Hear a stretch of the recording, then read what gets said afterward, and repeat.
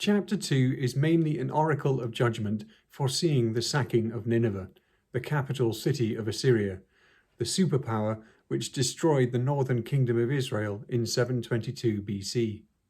It runs from verses 1 to 12, with verse 13 being a separate oracle which acts as a summary. Verse 1 is a challenge. It sets up the confrontation. It is not a warning in the sense of advice to prepare and keep watch. It means stand up, get ready. It is like Job 38. Then the Lord answered Job out of the whirlwind. Who is this that darkens counsel by words without knowledge? Gird up your loins like a man. I will question you, and you shall declare to me. The shatterer has come against Nineveh. Some translate this as scatterer. This is not a mere enemy to be repulsed. This is the one who shatters. So get ready. Gather all your strength. Verse 2 is an aside, making clear the reason for this assault.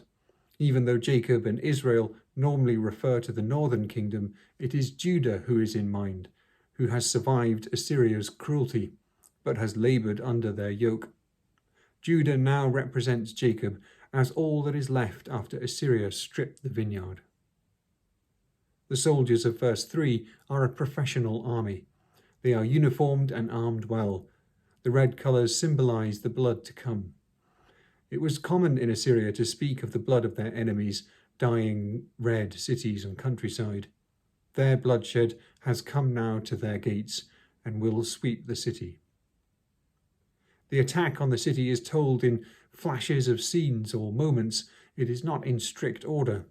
The chariotry in verses 3 to 4 seems to be charging through the city, even though in verse 5 the wall is not yet breached. The mantelet is probably a piece of the breaching towers which protects the assaulters from attacks from above on the wall. Verse 6 may refer to the canal set up by Sennacherib. It is suggested that they were dammed up or diverted against the city walls, causing them to collapse. Ancient Greek sources say that this is what happened, but the Babylonian account does not, and archaeology has found no evidence of it either. It has found evidence, however, of a great fire. Verse 7 is debated. Something feminine is decreed to go into exile. The NRSV renders it as the city, which is a feminine noun, but others suggest it is the goddess of the city, Ishtar.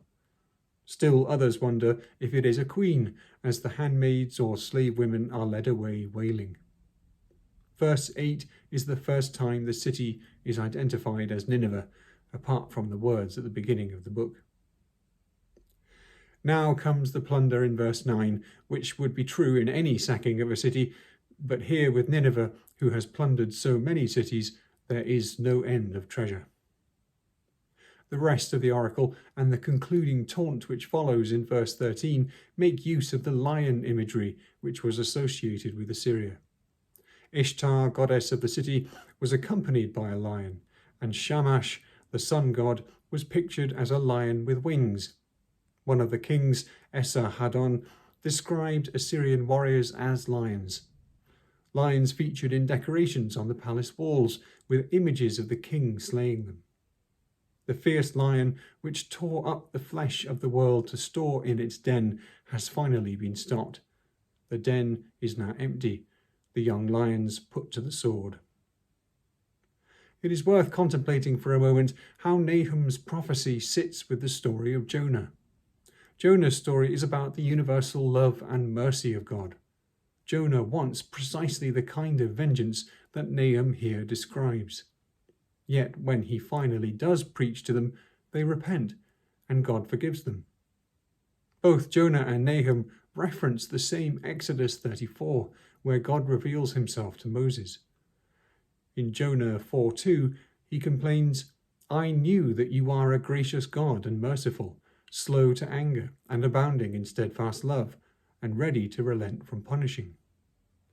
But in Nahum 1:3, he emphasizes the bit of the Lord's self-declaration which follows that which Jonah quoted. The Lord is slow to anger, but great in power, and the Lord will by no means clear the guilty. In Amos, Assyria is the instrument of God's judgment against Israel. The same is true in Isaiah 10.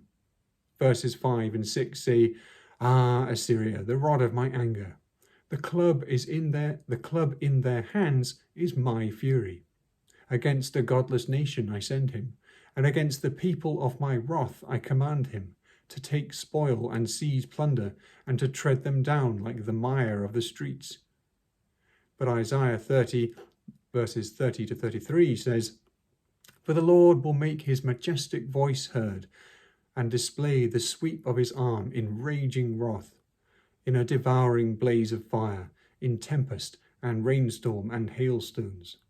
Truly, Assyria, who beats with the rod, shall be cowed by the voice of the Lord.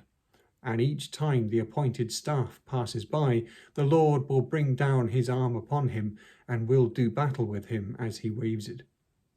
The Tophet has been long ready for him. He too is destined for Melech. His fire pit has been made both wide and deep, with plenty of fire and firewood, and with the breath of the Lord burning in it like a stream of sulphur."